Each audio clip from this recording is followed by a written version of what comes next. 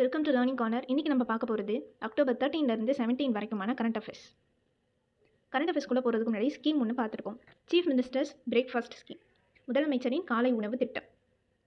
இது எப்போ லான்ச் பண்ணுறாங்கன்னா 15/9/2022 அறிஞர் அண்ணாவோட பர்த்டே அப்போ ஸ்டார்ட் பண்ணப்போ இது கிளாஸ் 1 to 5 படிக்கக்கூடிய ஸ்டூடெண்ட்ஸ், அதுவும் கவர்மெண்ட் ஸ்கூலில் இருக்கக்கூடிய ஸ்டூடெண்ட்ஸ்க்கு காலை உணவு திட்டம் போடுறது தான் இந்த திட்டத்தோட அப்ஜெக்டிவாக இருந்தது.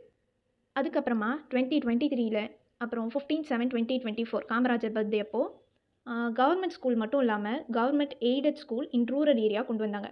இப்போது 2025 ஆகஸ்ட் 26 அப்போது government aided school in urban ஏரியாவுக்கும் கொண்டு வந்துட்டாங்க. இது ஸ்டார்டிங்கில் லான்ச் பண்ண இடம் Madurai corporation Adhimoolam primary school கீழே அண்ணாத்தோப்பு மதுரையில் இருக்கக்கூடிய ஒரு ஸ்கூலில் ஸ்டார்ட் பண்ணாங்க. இதனோட அப்ஜெக்டிவ்ஸ்னு பார்த்தோன்னா ஸ்கூலுக்கு போகக்கூடிய பசங்க பசி இல்லாமல் படிக்கணுன்றதுக்காகவும், ஸ்டூடெண்ட்ஸோட நியூட்ரிஷனல் ஸ்டேட்டஸை என்ஹான்ஸ் பண்ணுறதுக்காகவும், அண்ட் ஸ்கூலுக்கு வரக்கூடிய பசங்களோட அட்டண்டன்ஸை இன்க்ரீஸ் பண்ணுறதுக்காகவும், அவங்க நல்லா படிக்கிறதுக்காகவும், ஒர்க்கிங் மதர்ஸோட பேர்டனை குறைக்கிறதுக்காகவும் இந்த ஸ்கீமை கொண்டு வந்திருப்பாங்க. அண்ட் இது வரதுக்கு முன்னாடி 1920 இதுக்கான ஸ்டார்டிங் பாயிண்ட் இருந்துச்சு. அதாவது தியாகராய செட்டியார் ஃப்ரீ மீல் ஸ்கீம்னு ஒன்று 1000 லைட்ஸ் நம்ம சென்னையில் கொண்டு வந்திருப்பாங்க. 1962 காமராஜர் மிட் டே மீல் ஸ்கீம்னு ஒன்று கொண்டு வந்திருப்பார். 1982 அந்த மிட் டே மீல் ஸ்கீம் மதிய உணவு திட்டத்தை MGR nutritious noon meal scheme, அதாவது சத்துணவு திட்டம் அப்படின்ட்டு ஒன்று மாற்றிருப்பார். 1989 கருணாநிதி இதே ஸ்கீமில் பாயில்டு எக்ஸையும் ஆட் பண்ணியிருப்பார். இதுக்கப்புறமா சிஎம் ஜெயலலிதா இருந்தப்போ மசாலா பொட்டேட்டோ அந்த மாதிரி ஒரு சில ஐட்டம்ஸ் எக்ஸ்ட்ராவாக இன்க்ரீஸ் பண்ணியிருப்பாங்க. இது எல்லாரோட டைம் பீரியட்லையுமே இந்த ஸ்டூடெண்ட்ஸ்க்கு சாப்பாடு போடணும் அப்படின்ற ஒரு விஷயத்தை கொண்டு வந்திருந்தாங்க. முக்கியமாக என்னென்னா, இப்போது இந்த சீஃப் மினிஸ்டர்ஸ் பிரேக்ஃபாஸ்ட் ஸ்கீமில் இதனோட ரிசல்ட்டாக பார்க்கக்கூடிய விஷயம் என்னென்னா, ப்ரைமரி கிளாஸஸில் படிக்கக்கூடிய பசங்களை ஹாஸ்பிட்டலில் அட்மிட் பண்ணுறாங்க இல்லையா, அதனோட லெவல் கிட்டத்தட்ட 63.2% கம்மியாகிருக்கு. அது மட்டும் இல்லாமல் டிசம்பர் 23 ஆரம்பித்து டிசம்பர் 24 இந்த டைம் பீரியட்குள்ளே சீரியஸ் இல்னஸ் இந்த ஸ்கூல் படிக்கக்கூடிய பசங்களுக்கு, அதுவும் கிளாஸ் 1 to 5 அவங்களுக்கு எந்த ஒரு சீரியஸ் இல்னஸும் இருக்கிறது 70.6% கம்மியாயிருக்கு. இதில் முக்கியமாக ஞாபகம் வச்சுக்க வேண்டியது என்னது, லான்ச் பண்ண டேட் 15/9/2022, எக்ஸ்டெண்ட் பண்ணது நிறைய நாள் எக்ஸ்டெண்ட் பண்ணியிருப்பாங்க. இப்போ கடைசியாக எக்ஸ்டெண்ட் பண்ணது 26/8/2025. எக்ஸ்டெண்ட் பண்ண இடம் மயிலாப்பூர், லான்ச் பண்ண இடம் மதுரை.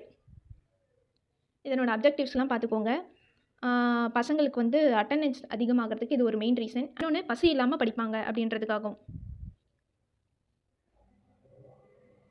இதுதான் இந்தியாவிலேயே முதலில் இது போன்ற ஒரு திட்டத்தை அறிமுகப்படுத்தியது மாநிலம் தமிழ்நாடு தான். அதாவது இது தமிழக அரசோட அரசு பள்ளி மாணவர்களுக்கு தான் ஆரம்பித்தாங்க. அதுக்கப்புறமா தான் அரசினால் உதவி பெறும் பள்ளிகளுக்கும் மாற்றினாங்க. மதுரையில் ஆரம்பித்தாங்க. ஒருவேளை நம்ம மார்னிங் எடுத்துக்கக்கூடிய ஃபுட்டுன்றது ரொம்ப இம்பார்ட்டண்ட். யாருமே அது ஸ்கிப் பண்ணவே கூடாது. அது ஸ்டூடெண்ட்ஸ், அதுவும் அந்த கிளாஸ் 1 to 5 அந்த பசங்களுக்கு இந்த மாதிரி ஸ்கிப் பண்ணால் கண்டிப்பாக ரொம்ப சோர்வாவாங்க. அவங்க வளர்ச்சி ரொம்ப பாதிக்கப்படும். நியூட்ரிஷன் லெவல் இந்த டெஃபிஷியன்சி அதிகமாக வரும். இந்த மாதிரி காரணத்தினால இந்த காலை உணவுன்றது ரொம்ப முக்கியம் அப்படின்ட்டு ஸ்கூல்லேயே அதை போட ஆரம்பித்தாங்க. இது போட்டதுனால இன்னொன்று என்னென்னா, நல்லா படிக்க ஆரம்பிச்சிருக்கிறாங்க, நினைவாற்றல் அதிகமாக இருக்குன்ட்டு நம்ம கவர்மெண்ட் வெப்சைட்டில் போட்டிருக்கு. ஸோ இந்த மாதிரியான வார்த்தைகள்லாம் நல்லா பார்த்து வச்சுக்கோங்க. ஏன்னா எக்ஸாமில் அப்ஜெக்டிவ்ஸ் பேஸ் பண்ண கொஷின்ஸ் இப்போல்லாம் நிறைய வருது. அடுத்தது கரண்ட் அஃபேர்ஸ்குள்ளே போவோம். ஃபர்ஸ்ட் குளோபல் ஹங்கர் இண்டெக்ஸ் 2025க்கான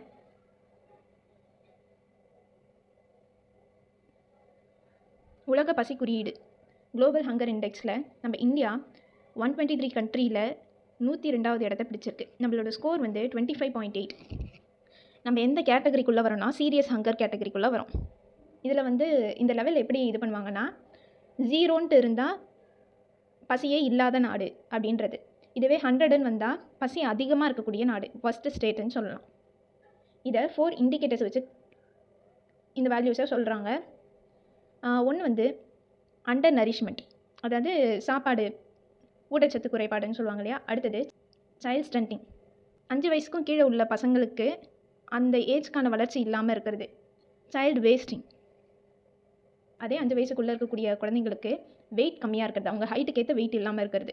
அடுத்தது சைல்டு மார்ட்டாலிட்டி, அதாவது அவங்களோட 5th பர்த்டேக்குள்ளே எந்த குழந்தையாவது இறந்தால் இதை தான் சைல்டு மார்ட்டாலிட்டின்னு சொல்லுவாங்க. ஸோ இந்த 4 இண்டிகேட்டர்ஸ் வச்சு தான் இந்த குளோபல் ஹங்கர் இண்டெக்ஸை கணக்கிடுறாங்க.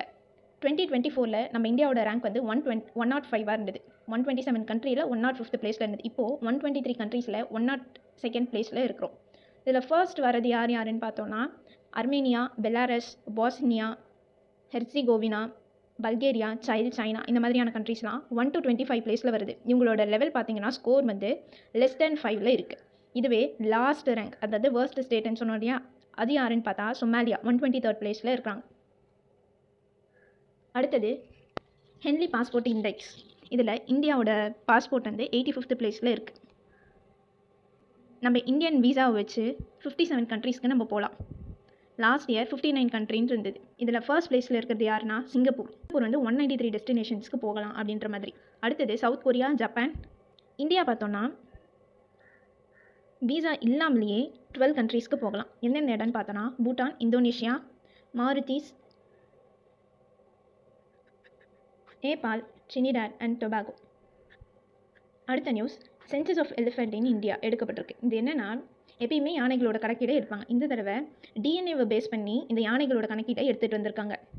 இதிலேருந்து என்ன தெரியுதுன்னா, கிட்டத்தட்ட 25% வந்து யானைகளோட பாப்புலேஷன் கம்மியாக இருக்குது.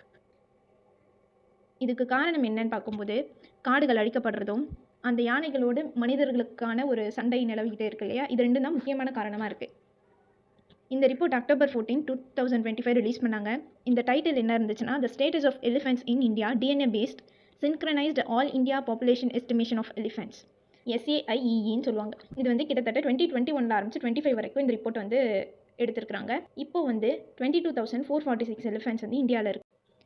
2017 29,964 இருந்துச்சு. அதிலிருந்து கம்மியாகியிருக்கு, 25% கம்மியாகிருக்கு. இது மட்டும் இல்லாமல் நம்ம இந்தியாவிலேயே அதிகமாக எலிஃபென்ட்ஸ் இருக்கக்கூடிய ஸ்டேட்னா கர்நாடகா, 6,013 எலிஃபென்ட் இருக்குது. அடுத்தது அசாம் 4,159, தமிழ்நாட்டில் 3,136 எலிஃபென்ட்ஸ் இருக்குது. So first Karnataka, second Assam, third Tamil Nadu. Next வந்து world university ranking 2026 Times Higher Education ஒரு ஆர்கனைசேஷன் ரிலீஸ் பண்ணியிருக்காங்க. இதில் ஃபர்ஸ்ட் பிளேஸ் பிடிச்சிருக்கிறது யூகேயில் இருக்கக்கூடிய university of Oxford. Second place Massachusetts Institute of Technology, MIT, யூஎஸில் இருக்குது. பிரின்ஸ்டன் யூனிவர்சிட்டி, அதுவும் யூஎஸில் இருக்குது, அது தேர்ட் பிளேஸ் பிடிச்சிருக்கு. நம்ம இந்தியாவிலேயே டாப்பில் வந்திருக்கிறது இந்தியன் இன்ஸ்டிடியூட் ஆஃப் சயின்ஸ், பெங்களூரில் இருக்கிறது. குளோபலான ஒரு அகாடமிக்கில் நம்ம போய் எமர்ஜ் ஆகக்கூடிய இதில் நம்ம செகண்ட் பிளேஸ் பிடிச்சிருக்கோம் வித் 128 இன்ஸ்டிடியூஷன். யூஎஸ் பார்த்தோன்னா 171, அது first place. Next news, 11th Asian aquatic championship வந்து September 28 ஆரம்பிச்சு October 11 வரைக்கும் நடந்துச்சு. இதில் இந்தியா வந்து ஹோஸ்ட் பண்ணியிருக்கிறாங்க. எந்த இடத்துலனா வீர் சர்வாகார் ஸ்போர்ட்ஸ் காம்ப்ளெக்ஸ் இன் அகமதாபாத், குஜராத். இது வந்து புதுசாக கட்டியிருக்கிற ஒரு காம்ப்ளெக்ஸ், அங்கே தான் நடந்திருக்கு 11th ஏஷியன் அக்வாட்டிக் சாம்பியன்ஷிப். இதில் சைனா தான் ஃபர்ஸ்ட் பிளேஸ் வாங்குச்சு. செகண்ட் வந்து கசகஸ்தான், தேர்ட் வந்து ஜப்பான். இந்தியா 11th பிளேஸில் இருக்குது. நம்ம மொத்தமாக 13 மெடல் வாங்கினோம். இதில் 4 சில்வர், 9 பிரான்ஸ். நம்ம இந்தியன் அத்லெட்ஸில் ஸ்ரீஹரி நட்ராஜன்றவர் பெஸ்ட் அத்லெட். ஏன்னா இவர் வந்து மொத்தமாக 7 மெடல்ஸை வின் பண்ணியிருக்கிறார். இதுதான் highest number ever won by an Indian in a single edition. ஒரே எடிஷன்லேயே அதிகமாக வின் பண்ணப்பட்ட மெடல்ஸ்ன்னு பார்த்தோன்னா இவர் வின் பண்ணியிருக்கிறது தான். அடுத்தது பாவ்யா சச்தேவா.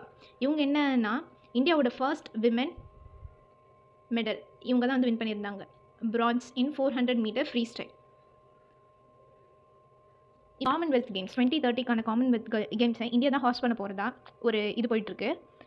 அதுக்கு வந்து எந்த இடமா இருக்கும்னு பார்த்தோன்னா அகமதாபாத் தான் இப்போதைக்கு சூஸ் பண்ணியிருக்காங்க. இந்த அகமதாபாத்தில் எந்த இடம்னா, இதுக்கு முன்னாடி நம்ம பார்த்தோம் இல்லையா வீர் சர்வாகார் ஸ்போர்ட்ஸ் காம்ப்ளெக்ஸ், இது புதுசாக கட்டியிருக்கிறதுனால மேபி அங்கே வந்து வைக்கலாம் அப்படின்ற மாதிரி ஒரு பேச்சு போயிட்டுருக்கு. இதுக்கு முன்னாடி இந்தியாவில் ஹோஸ்ட் பண்ணியிருக்காங்களான்னா 2010 பண்ணியிருக்காங்க, டெல்லியில் நடந்துச்சு. இந்த ஈவெண்ட்டிங்கே காமன்வெல்த் கேம்ஸ்ன்றது ஃபர்ஸ்ட்டு கனடாவில் 1930 ஹாமில்டன்ன்ற இடத்துல நடத்தினாங்க. 2030 24th எடிஷன் தான் வரப்போகுது. லாஸ்ட் எடிஷன் எங்கே நடந்துச்சுன்னா பிர்மிங்கம், யூகேல 2022. லாஸ்ட் டைம் நடந்த காமன்வெல்த்தில் இந்தியா வந்து 4th பிளேஸ் வந்தாங்க. ஸோ இதனால் 2030 நடக்கக்கூடிய காமன்வெல்த் கேம்ஸை இந்தியாவில் அகமதாபாத் தான் இப்போதைக்கு பிட் பண்ணியிருக்கிற இடம். அடுத்தது triple elimination of mother to child transmission. இந்த மதர் டு சைல்டு டிரான்ஸ்மிஷன்றது என்னென்னா அம்மா கிட்ட இருந்து குழந்தைங்களுக்கு பரவக்கூடிய தொற்றுன்னு சொல்லலாம், வியாதின்னு சொல்லலாம். இது என்னென்னா ஃபர்ஸ்ட் மால்தீவ்ஸ் தான் ஃபர்ஸ்ட் கண்ட்ரி இந்த world to achieve triple elimination of mother to child transmission. அது என்ன ட்ரிபிள் எலிமினேஷன் பார்த்தோன்னா HIV, ஹெப்பாட்டிட்டிஸ் B, சிஃபிலிஸ் 3 டிசீஸையும் அம்மா கிட்டேருந்து குழந்தைக்கு பரவுறதை எலிமினேட் பண்ணியிருக்கக்கூடிய ஃபர்ஸ்ட் கண்ட்ரி மால்தீவ்ஸ் தான். இது என்னென்னா அங்கே இருக்கக்கூடிய ப்ரெக்னென்ட் விமனாக இருக்கட்டும், அவங்களுக்குலாம் வந்து கிட்டத்தட்ட 95% ஆஃப் விமெனோட இந்த கர்ப்ப காலத்தில் வரக்கூடிய எல்லா ட்ரீட்மெண்ட்ஸாக இருக்கட்டும், அவங்கள ஃபுல்லாக கவனிச்சுக்கிட்டது மால்தீவ்ஸ் கவர்மெண்ட் தான். ஹெச்ஐவின்றது எய்ட்ஸ் காஸ் பண்ணக்கூடிய ஒரு வைரஸ், ஹெப்பாட்டிட்டிஸ் பின்றது ஒரு வைரல் லிவர் இன்ஃபெக்ஷன், சிஃபிலிஸ்ன்றது பாக்டீரியல் செக்ஷுவலி டிரான்ஸ்மிட்டட் இன்ஃபெக்ஷன். இது வந்து ட்ரீட் பண்ணாமல் விட்டால் குழந்தைக்கு ரொம்பவே பாதிப்பு ஏற்படும். ஸோ இதெல்லாம் வந்து 2025ல் இந்த மாதிரியான இன்ஃபெக்ஷியஸ் டிசீஸ்க்கு குழந்தைங்களுக்கு பரவாமல் தடுத்துருக்குறாங்க. அடுத்தது இன்டர்நேஷ்னல் மானிட்டரி ஃபண்ட் IMF, இதனோட நியூ டெப்யூட்டி மேனேஜிங் டைரக்டர் யாருன்னா டேனியல் காட்ஸ். இதுக்கு முன்னாடி கீதா கோபிநாத்ன்றவங்க இந்த பிளேஸில் இருந்தாங்க. இந்த டேனியல் காட்ஸ்ன்றவர் chief of staff to US treasury secretary Scott Bessent, இப்போது new deputy managing director of IMF. அடுத்தது குளோபல் வைல்ட் லைஃப் ஃபேர் 2025க்கானது டெல்லியில் நடந்துச்சு. இதுதான் first ever global wildlife fair 2025. எந்த இடத்துல நடந்துச்சுன்னா கான்ஸ்டிடியூஷன் கிளப் ஆஃப் இந்தியா. இது ஒரு 3 டே ஈவெண்ட். அக்டோபர் 10 இருந்து 12 வரைக்கும் நடந்துச்சு. இதை ஆர்கனைஸ் பண்ணவங்க டெல்லி டூரிசம் டிபார்ட்மெண்ட். இதை இன்னாகிரேட் பண்ணி வச்சது minister of art, culture and tourism Kapil Mishra. Objective என்னன்னு பார்த்தோம்னா வைல்ட் லைஃப் கன்சர்வேஷனாக இருக்கட்டும், ஈகோ டூரிசம் பொட்டன்ஷியலை இன்க்ரீஸ் பண்ணுறதா இருக்கட்டும், இதெல்லாம் கான்சென்ட்ரேட் பண்ணுறது தான் இந்த குளோபல் வைல்ட் லைஃப் ஃபேர். இது மட்டும் இல்லாமல் வைல்ட் லைஃப்பை ப்ரொமோட் பண்ணி சிட்டிஸில் ஈகோ டூரிசமை ப்ரொமோட் பண்ணணுன்றது தான் இதனோட நோக்கம். டெல்லியை ஒரு global hub for ego tourism அப்படி மாற்றணுன்றதுக்காக தான் இந்த ஃபேர் நடந்துச்சு. அடுத்தது இன்டகிரேட்டட் அலர்ட் சிஸ்டம். இது என்னென்னா சாட்செட் அப்படின்னு சொல்லுவாங்க. அது வந்து ஒரு இன்டகிரேட்டட் அலர்ட் சிஸ்டம். அதாவது நேச்சுரல் ஆர் மேன்மேட் டிசாஸ்டர் வரப்போகுது அப்படின்றதுக்கு ஒரு ஏர்லி வார்னிங் பிளாட்ஃபார்ம் தான் இந்த சாட்செட். இதை டெவலப் பண்ணது CDOT, centre for development of telematics for national disaster management authority.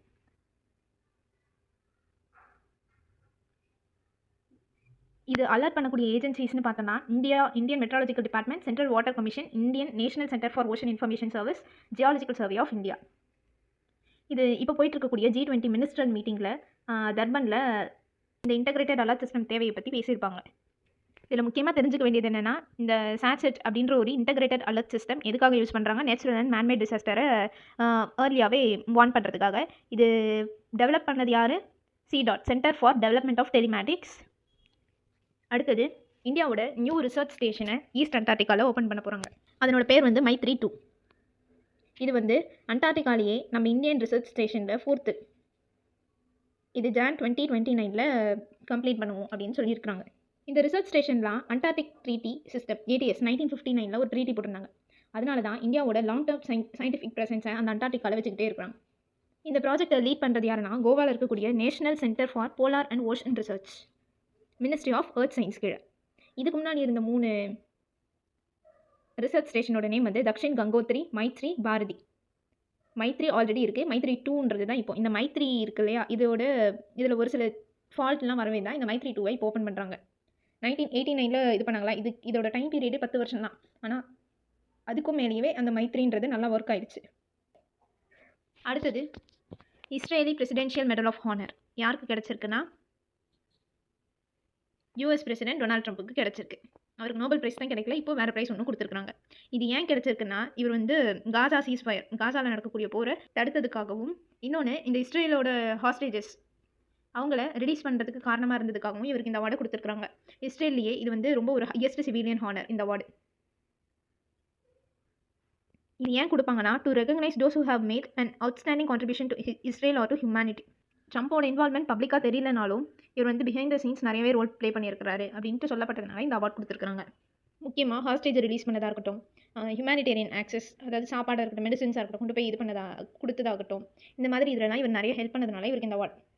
அடுத்தது ட்ரம்ப்பை பற்றிய இன்னொரு நியூஸ். ஒரு இன்டர்நேஷனல் டிப்ளமேட்டிக் கான்ஃபரன்ஸ்ன்றது நடந்துச்சு. என்னன்னா அது ஷாம் எல் ஷேக் பீஸ் மீட் அப்படின்னு சொல்லுவாங்க. இது ஈஜிப்தில் நடந்துச்சு. கிட்டத்தட்ட 20 வேர்ல்ட் லீடர்ஸ் வந்து பார்ட்டிசிபேட் பண்ணாங்க. இது எதுக்குன்னா இஸ்ரேல் ஹமாஸ் அந்த ஒரு போர் இருக்கு இல்லையா, இதுக்கு வந்து ஒரு அக்ரிமெண்ட் சைன் பண்ணுறதுக்காக தான் இந்த மீட்டிங் வந்து நடந்துச்சு. இதில் பார்ட்டிசிபேட் பண்ணது யாருன்னா டொனால்ட் ட்ரம்ப்பும் பார்ட்டிசிபேட் பண்ணியிருப்பார், ஈஜிப்தோட பிரசிடென்ட்டும் பார்ட்டிசிபேட் பண்ணியிருப்பாங்க. அடுத்தது Kerala has become the first state to amend the wild life protection act 1972 வந்துச்சு, நமக்கு தெரியும்.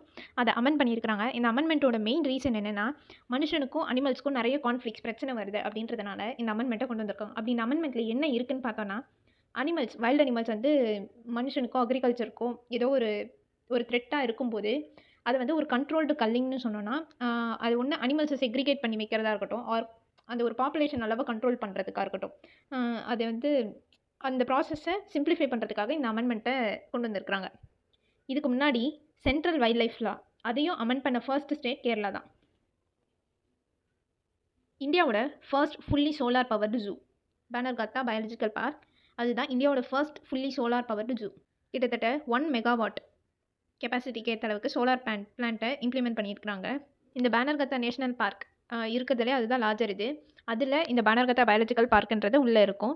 இதில் என்னென்னலாம் இருக்குன்னு பார்த்தோன்னா அனிமல் ரெஸ்கியூ சென்டராக இருக்கட்டும், பட்டர்ஃப்ளை பார்க்காக இருக்கட்டும், சஃபாரி ஜோன், ஜூ எல்லாமே இருக்கும் அந்த இடத்துல. கிட்டத்தட்ட 731.8 ஹெக்டேர் அளவில் இருக்குது. இதுதான் இந்தியாவோட first fully solar powered zoo. அடுத்தது உத்கர் யூத் ஃபெஸ்டிவல் நியூ டெல்லியில் நடந்துச்சு. இதை ஆர்கனைஸ் பண்ணது வந்து இஸ்கான்ன்ற ஒரு ஆர்கனைசேஷன். இந்த யூத் ஃபெஸ்டிவலோட நோக்கமே என்னென்னா, கிட்டத்தட்ட 15,000 யங் பீப்புளை ட்ரக்ஸை விட்டு தள்ளி இருப்போம் அப்படின்னு சொல்லி பிளட்ஜ் எடுக்க வச்சது தான் இந்த யூத் ஃபெஸ்டிவலோட நோக்கம். இது வந்து நம்ம விக்சித் பாரத்தோட ஒரு கோலை சப்போர்ட் பண்ணுது. அதாவது to build a healthier and more responsible society. கோலே என்னென்னா, கிட்டத்தட்ட 15 லட்சம் யூத்தை அடிக்ஷன்லேருந்து காப்பாற்றுறது தான். ஸோ இது வந்து ஒரு நேஷ்னல் வைட் ஆன்டி ட்ரக் கேம்பெயின்னு சொல்லலாம். அடுத்தது பிஎம் தன்தானியா கிருஷி யோஜனா. பிரதமர் மோடி தன்தானியா கிருஷி யோஜனான்றது நியூ டெல்லியில் நடந்துச்சு. கிட்டத்தட்ட ஒரு 100 டிஸ்ட்ரிக்டை செலக்ட் பண்ணி வித் லோ அக்ரிகல்ச்சரல் ப்ரொடக்டிவிட்டி இருக்கக்கூடிய டிஸ்ட்ரிக்டை செலக்ட் பண்ணிப்பாங்க. அங்கே இருக்கக்கூடிய க்ராப் ப்ரொடக்டிவிட்டியை இன்க்ரீஸ் பண்ணுறதுக்கு, க்ராப் டைவர்சிஃபிகேஷன் போது வேறு வேறு க்ராப்ஸ் வளர வைக்கிறதுக்கெலாம் ஹெல்ப் பண்ணுறது தான் இந்த பிஎம் தன்தானியா கிருஷி யோஜனா. இன்னொன்று better irrigation system and modern storage ஃபெசிலிட்டிஸ்லாம் ஃபோக்கஸ் பண்ணுது. நம்ம இந்தியா வந்து வீட் அண்ட் ரைஸில் செல்ஃப் சஃபிஷியண்ட்டாக இருக்கிறோம். அதே மாதிரி பல்சஸ்லையும் செல்ஃப் ரிலையண்ட்டாக மாற்றணுன்றதுக்காக இது கூடவே சேர்த்து mission for self reliance in பல்சஸ்னு ஒன்று கொண்டு வந்தாங்க. அடுத்தது டெசர்ட் சாலிசேஷன் ஆர் சாலிஃபிகேஷன் சொல்லுவாங்க. இது என்னென்னா, ராஜஸ்தான், வெஸ்டர்ன் ராஜஸ்தானில் டெசர்ட் சாயில் பில்டிங் டெக்னாலஜி அப்படின்ட்டு ஒரு இதை வச்சு டெக்னாலஜி வச்சு இந்த டெசர்ட்டில் இருக்கக்கூடிய மணல்லாம் இருக்கு இல்லையா, அதை அக்ரிகல்ச்சர் பண்ணக்கூடிய ஒரு மண்ணாக மாற்றணும். மண்ணாக மாற்றக்கூடிய ஒரு பயோடெக்னாலஜி தான் இந்த மெத்தட். அதை யூஸ் பண்ணி ராஜஸ்தானில் ஃபர்ஸ்ட் டைமாக வீட் கல்டிவேட் பண்ணியிருக்கிறாங்க. சாண்டி லேண்டை ஃபெர்டைலாக மாற்றணும் அப்படின்றது தான் இதோட நோக்கம். இது எதை யூஸ் பண்ணுறாங்கன்னா, indigenous bio formulation and polymers, ஃபர்டிலிட்டியாக இருக்கட்டும், இந்த தண்ணியை வந்து உறிஞ்சு அந்த மண்ணை வச்சுக்கணும் இல்லையா. இப்போது நீங்கள் டெசர்ட்டில் இருக்கக்கூடிய மணலில் தண்ணி ஊற்றுனீங்கன்னா ஈஸியாக வந்து அது தக்க வச்சுக்க முடியாது. ஆனால் நம்ம மண்ணில் வந்து தண்ணி ஊற்றினா அது தக்க வச்சுக்கும். ஸோ இந்த மணலை மண்ணாக மாற்றுற டெக்னாலஜி தான் இப்போ அவங்க பண்ணிகிட்டு இருக்கிறது. சாலிஃபிகேஷன் சொல்லுவாங்க. பேரன் சாண்டி லேண்டை ஃபர்டைல் சாயிலாக மாற்றுறாங்க. அடுத்தது ஸ்டெட்ஃபாஸ்ட் நூன் அப்படின்ட்டு ஒரு எக்ஸசைஸை, இது வந்து நியூக்ளியர் டெட்டரன்ஸ் எக்ஸசைஸ்னு சொல்லுவாங்க.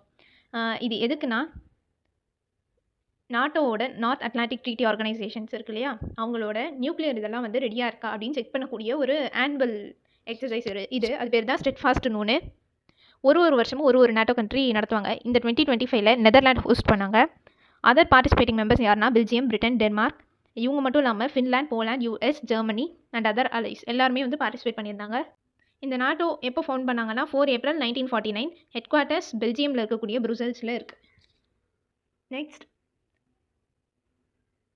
ஹரியானாவில் மணிஷார்ன்ற இடத்துல அக்டோபர் 14, 2025 ஒரு நேஷ்னல் செக்யூரிட்டி கார்டோட ஸ்பெஷல் ஆப்ரேஷன் ட்ரைனிங் சென்டர் அப்படின்றத ஃபவுண்டேஷன் ஸ்டோன் வச்சுருக்கிறவர் யாருன்னா நம்ம யூனியன் மினிஸ்டர் அமித்ஷா. இது மட்டும் இல்லாமல் ஒரு நேஷ்னல் செக்யூரிட்டி கார்டோட ஒரு நியூ ஹப்பை அயோத்தியாவில் ஓப்பன் பண்ண போகிறாங்க. ஆல்ரெடி என்எஸ்ஜி ஹப்ஸ் எந்தெந்த இடத்துல இருக்குன்னா மும்பை, சென்னை, கொல்கத்தா, ஹைதராபாத், அகமதாபாத், ஜம்மு. இப்போது ஓப்பன் பண்ணுற இடம் அயோத்தியா, யூபி.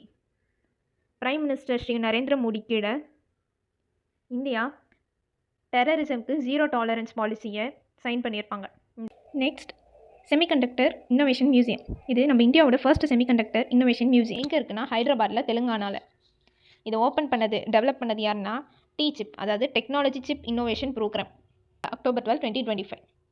இதில் வந்து இந்த மியூசியமில் என்னென்னலாம் எக்ஸிபிட் பண்ணி வச்சுருக்காங்கன்னா, பார்வைக்கு வச்சுருக்கக்கூடிய விஷயம், இந்தியாவோட first indigenous AI chip, robotic pet companions, ஏஐனால் ஒரு humanoid robots, EV system, reusable rocket engine. இதெல்லாம் வந்து மக்கள் பார்வைக்காக வச்சுருக்காங்க.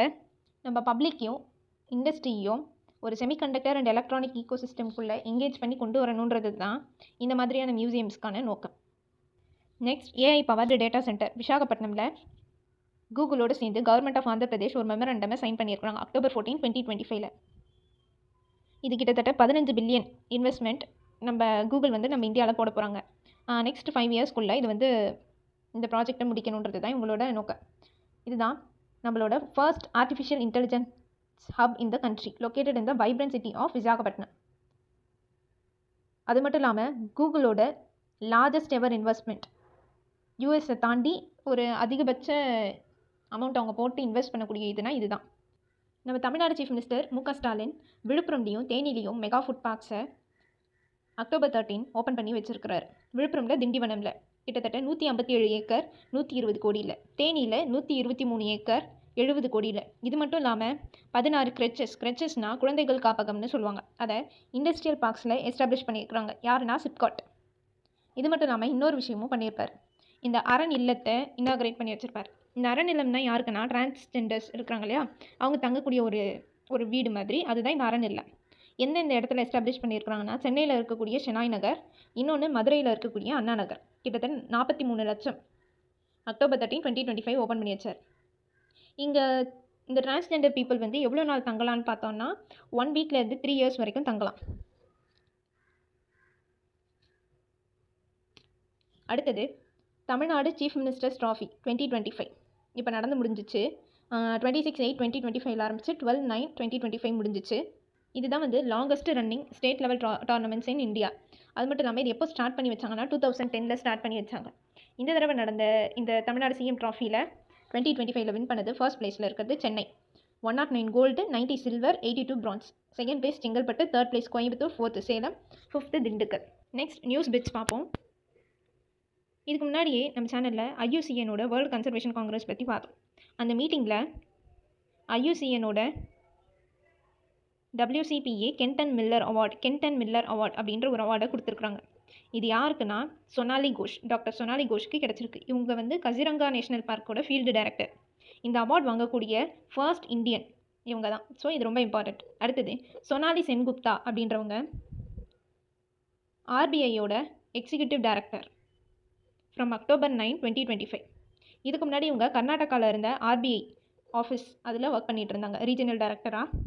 சிரீஷ் சந்திர முர்முவை டெப்யூட்டி கவர்னராக போட்டதுக்கப்புறமா தான் இவங்களோட ப்ரமோஷன்ன்றது வந்திருக்கு. அடுத்தது இடுக்கி வைல்ட் லைஃப் சாங்சுரி இருக்கு இல்லையா, அங்கே ஃபர்ஸ்ட்டாக ஒரு ஸ்பைடர் ஸ்பீஷீஸை ரிப்போர்ட் பண்ணியிருக்கிறாங்க. அதனோட பேர் வந்து அரனியஸ் நாக்ஸ்.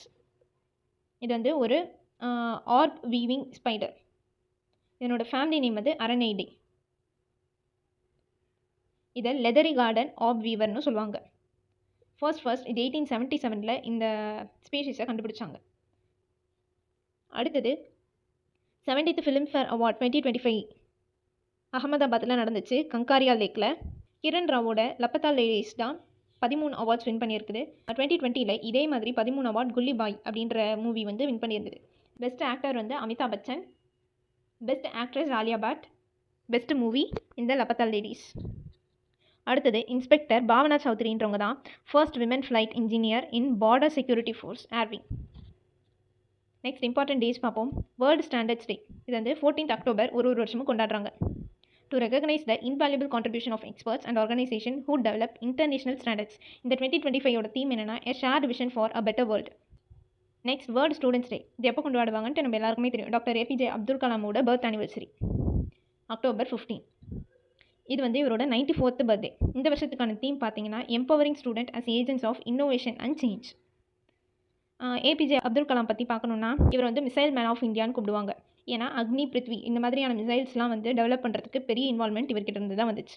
அது மட்டும் இல்லாமல் இவர் வந்து பீப்புள்ஸ் பிரசிடென்ட்னு சொல்லுவாங்க. நம்ம இந்தியாவோட 11th பிரசிடெண்ட்டாக இருந்தார் 2002 2007 வரைக்கும். அப்துல் கலாமோட famous quote, you have to dream before your dreams can come true. If you want to shine like a sun first burn like a sun. அடுத்தது வேர்ல்ட் ஃபுட் டே இது October 16. APJ Abdul Kalam world student day, அடுத்தது world food day. இது first UNோட FAO food and agricultural ஆர்கனைசேஷன்றது 1945 found பண்ணியிருப்பாங்க. அதை mark பண்ணக்கூடிய விதமாக தான் இந்த வேர்ல்டு ஃபுட் டேவை கொண்டாடுறாங்க. ஃபர்ஸ்ட் 1981 ஃபுட் கம்ஸ் ஃபர்ஸ்ட் அப்படின்ற தீமோடு கொண்டாடுறாங்க. அதுக்கப்புறமா அஃபிஷியலாக UN இதை டிக்ளேர் பண்ணது 1984. இந்த வருஷத்துக்கான தீம் வந்து hand in hand for better foods and a better future. கிட்டத்தட்ட 150 கண்ட்ரீஸில் இதை வந்து செலிப்ரேட் பண்ணுறாங்க. இந்த டே வந்து ஹங்கர் இஷ்யூஸை மெயினாக ஹைலைட் பண்ணி நம்ம ஃப்யூச்சரில் நமக்கு உணவுன்றது ரொம்ப அத்தியாவசியம் அப்படின்றத புரிய வைக்கிறதுக்காகவும் இந்த டேவை கொண்டாடுறோம். அடுத்தது வேர்ல்ட் அனஸ்தீஷியா டே. இதுவும் October 16 தான். World food day, world anaesthesia day. இது ஏன் கொண்டாடுறாங்கன்னா ஃபர்ஸ்ட் ஈதர் அனஸ்தீஷியாவை 1846 இதே டேட்டில் தான் மெடிக்கல் ஹிஸ்ட்ரியில் யூஸ் பண்ணியிருப்பாங்க. ஸோ அதை குறிக்கக்கூடிய விதமாக தான் இந்த டேவை இப்படி கொண்டாடிட்டு இருக்கிறாங்க. அனஸ்தீஷியானா என்னது? மயக்க மருந்து.